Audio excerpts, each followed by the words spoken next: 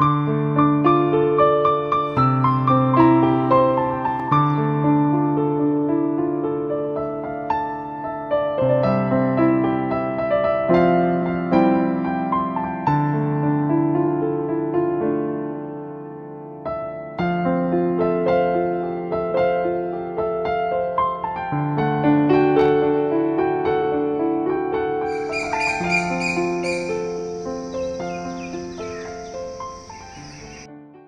friends, welcome back to my channel Modern Tamilachi. எல்லாரும் சூப்பரா இருக்கீங்க அப்படினு நம்புறேன். இன்னைக்கு என்னோட full day routine தான் ஷேர் பண்ணிருக்கேன். காலையில 6 மணிக்கே டே ஸ்டார்ட் ஆயிடுச்சு. ஹஸ்பண்ட்க்கு ஸ்கூல் லீவ் தான், பட் சம்மர் கேம்ப் போயிட்டு இருக்கு. ஸோ கேம்ப் எடுத்துட்டு இருக்காங்க. அதாவது பாஸ்கெட் பால் சம்மர் கேம்ப் போயிட்டு இருக்கு. இது இவங்களோட இன்ட்ரெஸ்ட்னால எடுக்கிறது தான். மார்னிங் ஒரு 6 o'clock போயிட்டு ஒரு 10 o'clock போல வந்துடுவாங்க. ஸோ ஒரு 2 hours மட்டும்தான். ஸோ அந்த டைம்லேயே மார்னிங் நான் எழுந்திரிச்சிருவேன். குழந்தைங்க 2 பேருமே தூங்கிட்டு இருக்காங்க. அந்த டைம்லேயே வந்து கொஞ்சம் என்னால் முடிக்கிற வேலையெல்லாம் வந்து முடிச்சு வச்சிருவேன். வீட்டுக்குள்ளேயே கிச்சன் வேலை இந்த மாதிரி ஏதாவது பார்த்துட்டு இருந்தோம் அப்படின்னா பாத்திரம் உருட்டுற சவுண்டில் குட்டீஸ் எழுந்திரிச்சுக்குவாங்க. அதனால முடிஞ்ச அளவுக்கு சைலண்டாக என்னென்னலாம் வேலை பார்க்க முடியுமோ அந்த வேலையெல்லாம் பார்த்து முடிச்சு வச்சுடுவேன். இன்னைக்கு வந்து கொஞ்சம் வெளியிலலாம் பெருக்கி விட்டுறலாம் அப்படின்னு சொல்லிட்டு எல்லாத்தையுமே பெருக்கி விட்டுட்ருக்கேன். கையோட செடிகளுக்கும் வெளியில் தண்ணி தெளித்து விட்டுட்டோம் அப்படின்னா அடுத்து வீட்டுக்குள்ளே இருக்க வேலை மட்டும்தான். வீடை இப்போ க்ளோஸ் பண்ணுறது தான், அதுக்கப்புறம் ஓப்பன் பண்ணுறதே இல்லை. ஏன்னா இதுக்கப்புறம் வெயில் ரொம்ப அதிகமாக அடிக்க ஆரம்பிச்சிடும். ஸோ அதுக்கப்புறமா முன்னாடி நாளே பார்த்தீங்கன்னா ட்ரெஸ் வாஷ் பண்ணது காஞ்சிட்டு இருந்தது. ஸோ அது எல்லாத்தையுமே எடுத்துகிட்டு போயிட்டு கையோடே மடிச்சு வச்சிடலான்னு எடுத்துட்டு இருக்கேன்.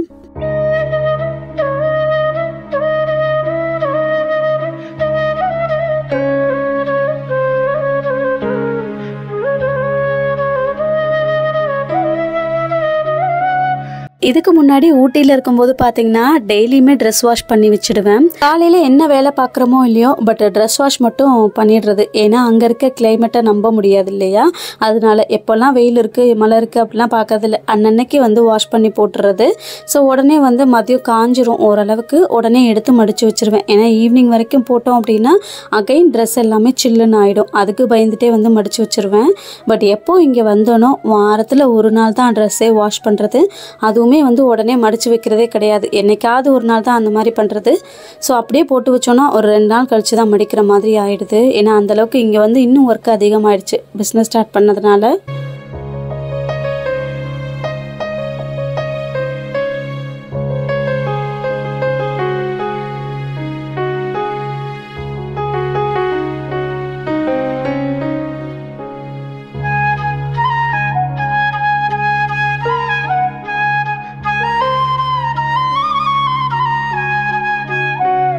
ட்ரெஸ்ஸு பாதி மடிச்சுட்டு இருக்கும் போதே பார்த்தீங்கன்னா டைம் ஆகிடுச்சு. சரி எனக்கும் ஒரு மாதிரியாகவே இருந்தது. சரி டீயாவது ஏதாவது போட்டு குடிக்கலாம் அப்படின்னு சொல்லிட்டு தான் டீ போட ஸ்டார்ட் பண்ணிட்டேன். ஸோ அது பால் பொங்கிட்டு இருக்க டைமுக்குள்ளே முன்னாடி நாள் வாஷ் பண்ணி வச்சுருந்த பாத்திரம் எல்லாத்தையும் அப்படியே பூனை மாதிரி எடுத்து வச்சுட்டு இருந்தேன். ஏன்னா குட்டீஸ் எழுந்திரிச்சிட்டாங்கன்னா எந்த வேலையுமே ஓடாது.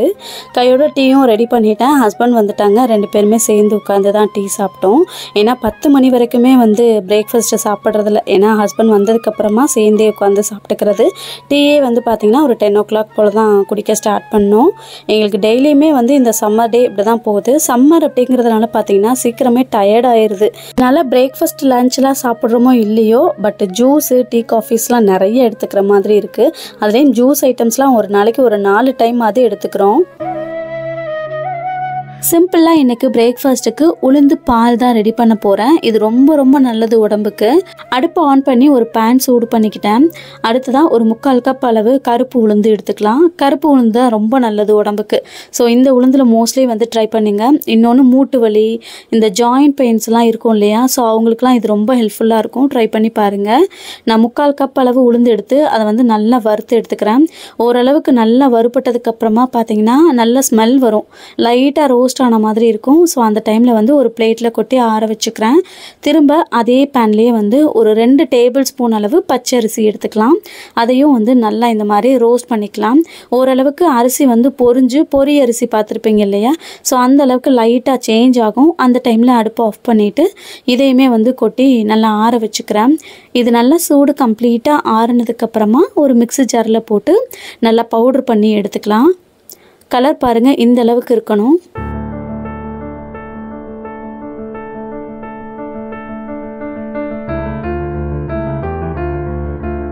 நல்லா எந்த அளவுக்கு பவுடர் பண்ண முடியுமோ அந்த அளவுக்கு நல்லா பவுடர் பண்ணி இந்த மாதிரி அரைச்சி எடுத்துக்கோங்க. இதை ஒன்ஸ் நீங்கள் வந்து கொஞ்சம் பல்காகவே அரைச்சி ஒரு பாட்டிலில் ஸ்டோர் பண்ணி வச்சுக்கிட்டீங்க அப்படின்னா அப்பப்போ டெய்லியுமே வந்து உங்கள் வீட்டு குட்டீஸ்க்கு இல்லை பெரியவங்களுக்குலாம் ரெடி பண்ணி கொடுத்தீங்கன்னா ரொம்ப நல்லது. நான் இப்போ ஒரு சாஸ் பேனில் ஒரு 2 டேபிள் ஸ்பூன் அளவு இந்த பவுடரை சேர்த்துட்டு 1.5 கப் அளவு தண்ணி சேர்த்துக்கிறேன். அதாவது தாராளமாகவே கொஞ்சம் தண்ணி சேர்த்துக்கோங்க. சேர்த்துட்டு நல்லா மிக்ஸ் பண்ணி விட்டுக்கலாம். நல்லா மிக்ஸ் பண்ணணும். ஸோ ஓரளவுக்கு நல்லா கொதிச்சு இது வந்து கொஞ்சம் திக்காகி வரும். இந்த மாதிரி பொங்கி வர ஸ்டேஜில் பார்த்தீங்கன்னா ஓரளவுக்கு வந்து அது வெந்துருச்சு, பாயில் ஆயிடுச்சு அப்படின்னு அர்த்தம். அதாவது கிட்டத்தட்ட ஒரு 10 நிமிஷமாவது நீங்கள் பாயில் பண்ணணும். இதுக்கு ஸ்மெல்லுக்கு நான் ஒரு 3 ஏலக்காவை நல்லா தட்டி சேர்த்துக்கிறேன். நீங்கள் ஏலக்காய் பவுடர் கூட சேர்த்துக்கலாம். இதையும் சேர்த்து நல்லா மிக்ஸ் பண்ணிவிட்டு ஸ்வீட்னஸ்க்கு நான் ஒரு கப் அளவு நாட்டு சக்கரை சேர்த்துக்கிறேன். நாட்டு சக்கரை அப்படிங்கிறதுனால நான் டைரெக்டாக சேர்த்துட்டேன். இதுவே நீங்கள் வெல்லம் சேர்க்குறீங்க அப்படின்னா ஒரு 3/4 கப் அளவு வெல்லம் எடுத்துக்கோங்க. அதை வந்து நல்லா கரைச்சி வடிகட்டி சேர்த்துக்கோங்க. இப்போ அது ஒரு பக்கம் நல்லா கொதிச்சுட்ருக்கு. எக்ஸ்ட்ரா இருக்கிற இந்த பவுடரை வந்து ஒரு பாட்டில் கண்டெய்னரில் போட்டு ஸ்டோர் பண்ணி எடுத்து வச்சுட்டேன். இன்னும் கொஞ்சம் பல்காக கூட அரைச்சி நீங்கள் பெரிய பாக்ஸில் ஸ்டோர் பண்ணி வச்சுக்கலாம். வீட்டில் இருக்கவங்க பெரியவங்க இல்லை குட்டீஸ்க்கெலாம் வந்து அப்பப்போ ரெடி பண்ணி கொடுக்கலாம். ப்ளஸ் டெய்லியுமே நீங்கள் ரெடி பண்ணி கொடுக்கலாம். 6 மந்த் பேபிலேருந்தே நீங்கள் இந்த பவுடர் ரெடி பண்ணிக்கிட்டிங்கன்னா கூட கொடுக்கலாம். குழந்தைங்களுக்கு தாராளமாக வந்து சேரும். பட் 6 மந்த் பேபி 1 இயர்க்குள்ளே இருக்காங்க அப்படின்னா சுகர் வந்து அவாய்ட் பண்ணிக்கோங்க. இப்போ இதுக்கு மேலே உங்களால் நட்ஸ் இருக்குது அப்படின்னா அது கூட சேர்த்து சாப்பிடலாம். நான் ஜஸ்ட்டு வந்து பாதாம் மட்டும் குட்டி குட்டியாக கட் பண்ணி போட்டு கொடுத்துட்டேன். சஷுக்கு இந்த மாதிரிலாம் டெக்கரேட் பண்ணி கொடுத்தோன்னா நல்லா சாப்பிடுவான். ஸோ அது கொடுத்ததுக்கப்புறமா அது அகெயின் வந்து லஞ்ச் ஸ்டார்ட் பண்ணுறதுக்காக வந்துட்டேன். லஞ்ச் ஒர்க் வந்து உடனே வந்து ஸ்டார்ட் பண்ணிட்டேன் ரெஃப்ரெஷ் ஆன உடனே. ஏன்னா பிரேக்ஃபாஸ்ட்டே காலையில் லேட்டாக தான் சாப்பிட்டோம். இன்னொன்று வந்து எல்லாருக்குமே ஒரு கப் அளவு தான் வந்தது. ஸோ அது வந்து ரொம்ப நேரம் தாங்காது இல்லையா. ஸோ அதனால உடனே லஞ்ச் ரெடி பண்ணலாம் அப்படின்ட்டு ரெடி பண்ணிட்டு இருக்கேன். இன்னைக்கு லஞ்சுக்கு கத்திரிக்காய் பொரியல் பண்ணிட்டு மோர் குழம்பு பண்ணிடலாம், தாளிச்சு பண்ணிடலாம் அப்படின்னு தான் ரெடி பண்ணேன்.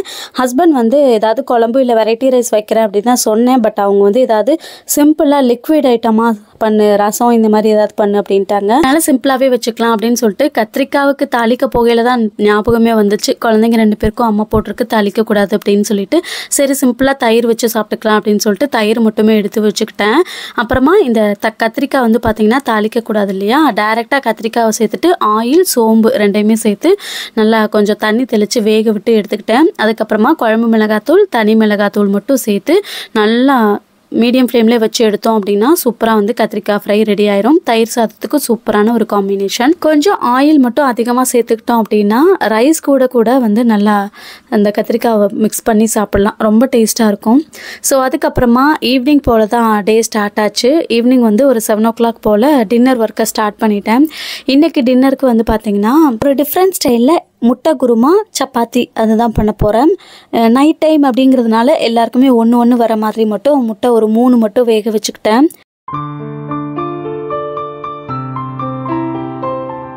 முன்னாடி நாளே ஆயில் கேன் வாஷ் பண்ணி வச்சுருந்தேன். அது நல்லா ட்ரை ஆகிடுச்சு. சரி அதையும் ரீஃபில் பண்ணிவிட்டு ஒரு இதை குக்கிங் ஒர்க் ஸ்டார்ட் பண்ணிடலாம் அப்படின்னு சொல்லிட்டு எடுத்து வச்சுட்ருக்கேன். குட்டீஸ் எப்படி இருக்காங்க அப்படின்னு கேட்டிருந்தீங்க. 2 பேருமே ரொம்ப நல்லா இருக்காங்க. 3 தண்ணியுமே என்னோட ஊற்றி முடிச்சாச்சு. ஸோ இதுக்கப்புறமா கோயில் போயிட்டு வந்துட்டோம் அப்படின்னா நார்மல் ஆகிடும். எப்படி டைம் மேனேஜ்மெண்ட் பண்ணுறேன் அப்படின்லாம் நிறைய பேர் கேட்டிருந்தீங்க. நான் காலையிலேருந்து ஏர்லியராக எல்லா வேலையும் முடிக்கணும்னு ட்ரை பண்ணுவேன். ஸோ ஆனாலும் ஏதாவது ஒரு வேலை வந்து பெண்டிங்கில் இருக்க தான் செய்யும். வீட்டுக்கு கால்ஸ்லாம் பேசணும் அப்படின்னா பார்த்தீங்கன்னா இந்த மாதிரி ஏதாவது வேலை பார்த்துட்டே தான் வந்து கால்ஸ் பேசிகிட்ருப்பேன். ஸோ 2 வேலையுமே முடிஞ்ச மாதிரி இருக்கும். சப்பாத்தி மாவு திரட்டி வச்சுட்டு முட்டை குருமாவுக்கு தேவையான வெங்காயம் பூண்டு இஞ்சி பச்சை மிளகாய் அதுக்கப்புறமா கேஷ்யூஸ் எல்லாமே ரெடி பண்ணி வச்சுட்டேன். இப்போ அடுப்பு ஆன் பண்ணி ஒரு பேன் வச்சுக்கலாம். பேன் நல்லா சூடானதுக்கப்புறமா தேவையான அளவு ஆயில் சேர்த்துக்கலாம். நான் ஒரு டேபிள் ஸ்பூன் அளவுக்கு கடலெண்ணெய் சேர்த்துக்கிட்டேன். ஆயில் சூடானதும் ஒரு 1.5 பெரிய வெங்காயத்தை நீல வாக்கில் கட் பண்ணி சேர்த்துருக்கேன். அதுக்கப்புறமா ஒரு 7-8 கேஷ்யூஸ், 6 பல் பூண்டு, ஒரு 4 சின்ன சைஸில் வந்து இஞ்சி சேர்த்துருக்கேன். அப்புறம் பச்சை மிளகாய் ஒரு 6-7 சேர்த்துக்கோங்க. இதுக்கு நம்ம காரத்துக்கு வரமிளகாய் தூள்லாம் சேர்க்க போகிறதில்ல.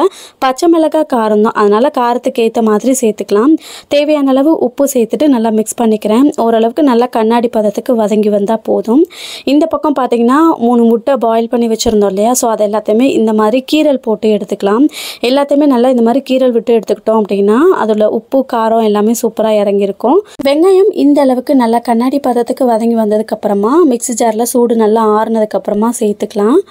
அதுக்கப்புறமா ஒரு பஞ்ச் அளவு கொத்தமல்லி சேர்த்துக்கலாம். இதுக்கு வந்து மெயின் இன்க்ரீடியன்ட் வந்து கொத்தமல்லி தான். நல்லா ஒரு கை நிறைய அளவுக்கு நான் சேர்த்துக்கிறேன். நல்லா வாஷ் பண்ணிவிட்டு 2-3 பிச்சு சேர்த்துக்கிறேன்.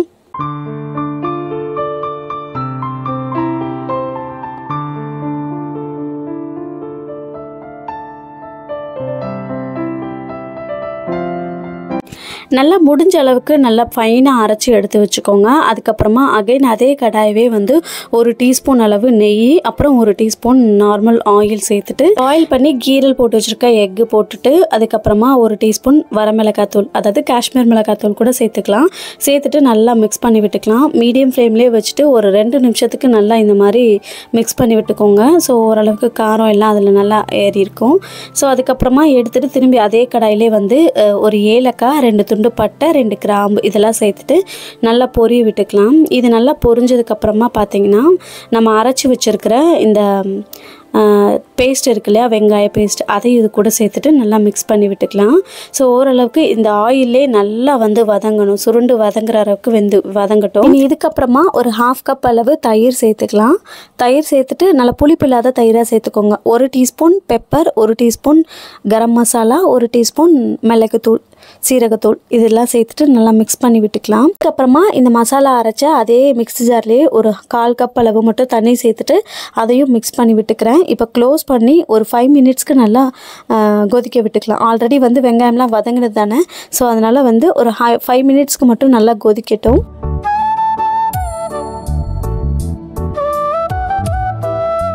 குருமா ரெடி ஆகிட்டு இருக்க டைம்குள்ளே சைட் பை சைடு வந்து சப்பாத்திக்கு வந்து மாவு திரட்டி எடுத்து வச்சுக்கிட்டேன். அப்பப்போ ஒரு சைடு தேய்ச்சிக்கிட்டே இந்த வேலையும் வந்து ரெடி பண்ணிட்டேன். ஸோ இந்த பக்கம் வந்து ஓரளவுக்கு நல்லா ஒரு 5 மினிட்ஸ் நல்லா கொதிச்சிடுச்சு.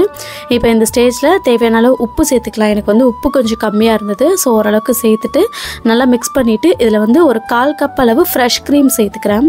ஃப்ரெஷ் க்ரீம் சேர்த்துக்கும் போது நல்லா க்ரீமியான டெக்ஸ்சரில் இருக்கும். ஸோ ஃப்ரெஷ் க்ரீம் இல்லை அப்படின்னா பால் ஏடு எடுத்து வச்சுருந்தீங்கன்னா அது வந்து ஒரு 2 டேபிள் ஸ்பூன் எடுத்து நல்லா அரைச்சி சேர்த்துக்கோங்க.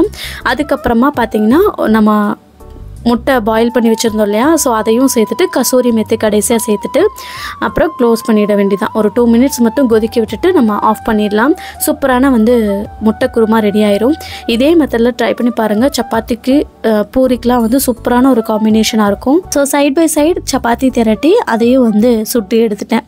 ஸோ இன்றைக்கி ஃபுல் டே வந்து எனக்கு இப்படி தான் போச்சு. ஃபுல் டே வந்து எல்லா ஹோம் மேக்கர்ஸ்க்கும் வந்து கிச்சனில் தான் இருக்கும் அப்படின்னு தான் நினைக்கிறேன். மோஸ்ட்லி வந்து இந்த வெயிலுக்கு கிச்சனுக்குள்ளே போகவே பிடிக்கல. ஸோ அதனால் முடிஞ்ச அளவுக்கு சிம்பிளாக வந்து லஞ்செல்லாம் ரெடி பண்ணி வச்சுக்கோங்க. ஸோ இன்றைக்கி வீடியோ உங்கள் எல்லாருக்குமே பிடிச்சிருக்கும்னு நினைக்கிறேன். வீடியோ பிடிச்சிருந்ததுன்னா வீடியோக்கு ஒரு லைக் கொடுத்துட்டு சேனலை மறக்காமல் சப்ஸ்கிரைப் பண்ணிக்கோங்க. இதே மாதிரியே இன்னொரு இன்ட்ரெஸ்டிங்கான வீடியோவில் மீட் பண்ணலாம். தேங்க்ஸ் ஃபார் வாட்சிங்.